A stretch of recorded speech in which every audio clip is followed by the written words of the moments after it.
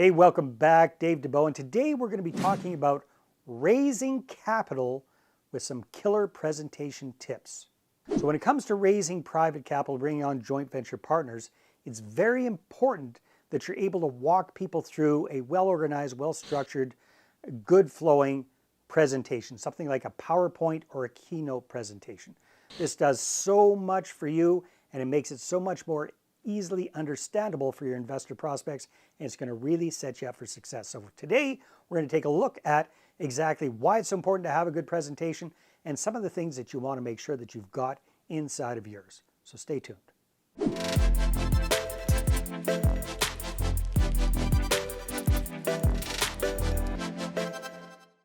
All right, having a really good investor pitch deck is something that I get a little bit of a pushback from some investors. In fact, I've got some good friends who are in the field and they say, you know what, Dave, you should be able to explain your deal on the back of a napkin with a Sharpie. And I don't know. I mean, maybe they can do it.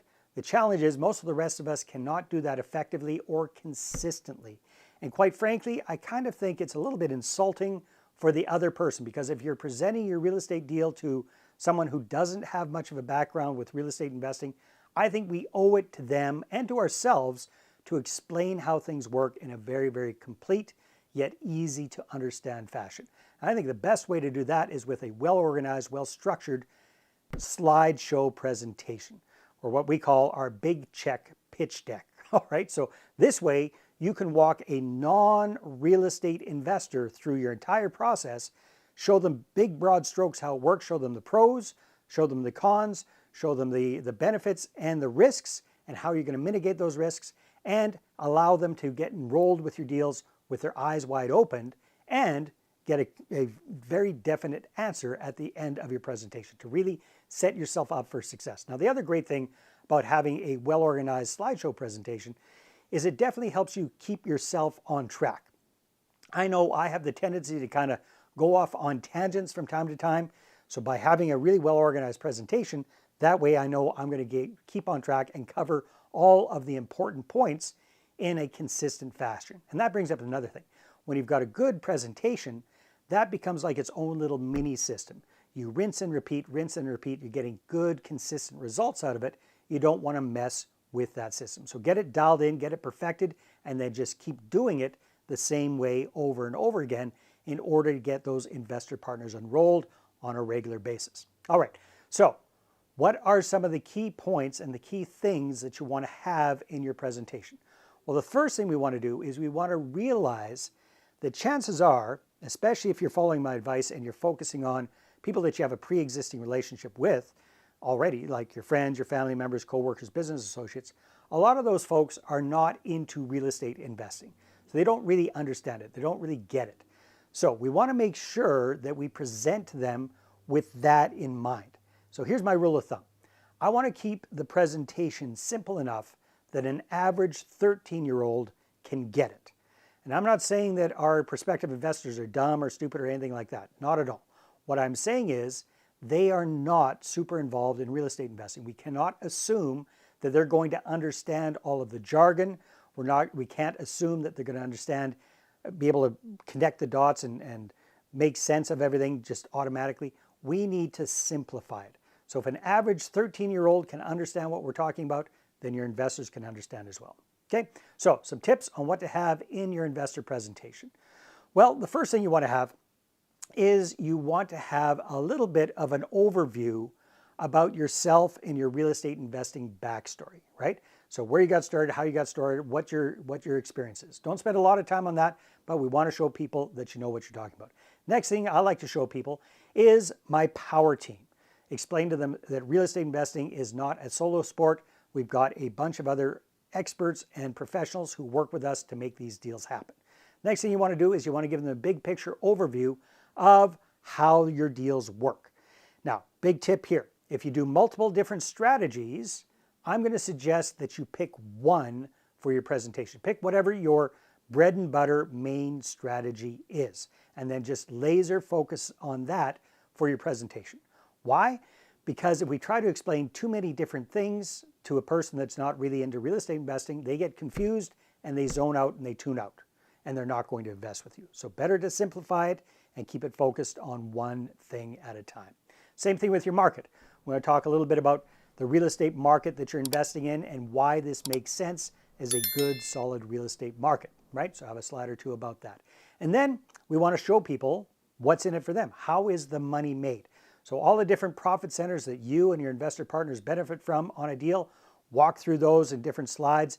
Maybe have a different example of a different property or deal that you've done for each slide and just kind of illustrate it big level, high level type situation there. Then I like to go through a sample deal, walk people through what a deal looks like, how it works, kind of step by step by step, show them what the numbers look like. Here's another big tip. Your temptation is going to be to show your best deal ever. And I'm going to recommend that you avoid doing that for two reasons.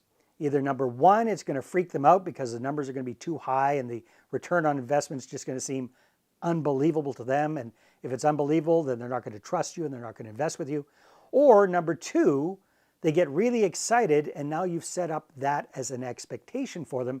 And what are the chances that you're going to be able to, hit a home run every single time? You're not. All right. So I highly recommend that for your case study deal, you use an example that's conservative, kind of a plain Jane, plain vanilla type deal. That's what I would walk through if I were you. Okay. So walk them through a deal.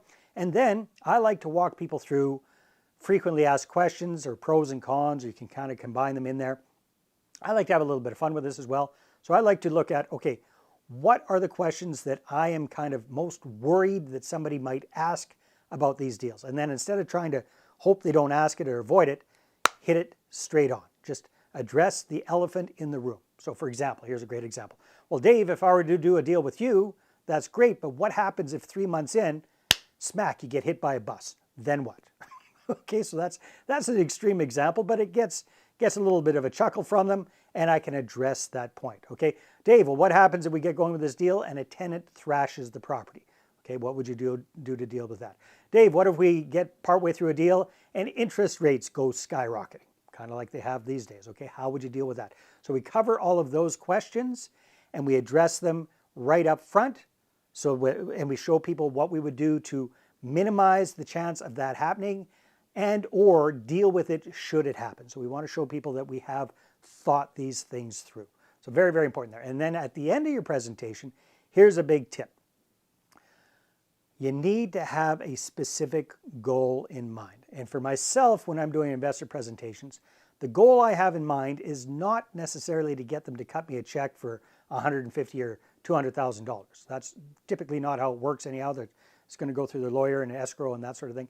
But what I do want to get from my investor prospect is a signed off expression of interest. That is my goal. That is my idea of a win at the end of a presentation, because that means that they are serious about investing.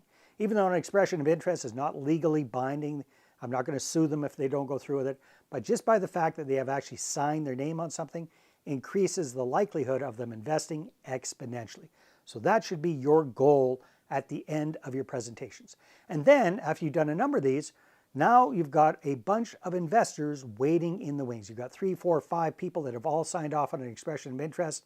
So now when you find a deal, you go to those folks and say, hey, here's what I've got, first come, first serve, right? So create a little bit of scarcity amongst that group. So that's my idea. That's my suggestions, big, broad picture of how investor-focused presentations should work. And I think if you set yourself up for success by doing it this way, you're going to raise a lot more capital as well. Now here's a great example of how well this can work. One of our clients, Matt was kind of self-financing most of his deals. In fact, he did a bunch of flip deals, saved up the money for that, put those into long-term buy and hold, but like everybody, he ran out of cash and credit, so he started raising capital. We worked with him and created this big check pitch deck, and it worked amazingly well for him. He went and did this with a number of investors in a fairly short period of time, raised close to $1 million from using this presentation. He was telling me that one of his investors said, wow, this is so slick. I wonder how much this cost you to put together, just because he had a very professional, well done investor presentation put together. So this really is where you make it or break it with raising capital. It's all about how you present your deal to your investor prospects. So again, set yourself up for success, have a really sharp pitch deck. Now, if you like this idea, if you want more tips and strategies and ideas, then go ahead, grab a copy of my book if you haven't already. It's called Money Partner Formula. You can get it at investorattractionbook.com or just click on the link in the description below. Take care. Talk to you next time.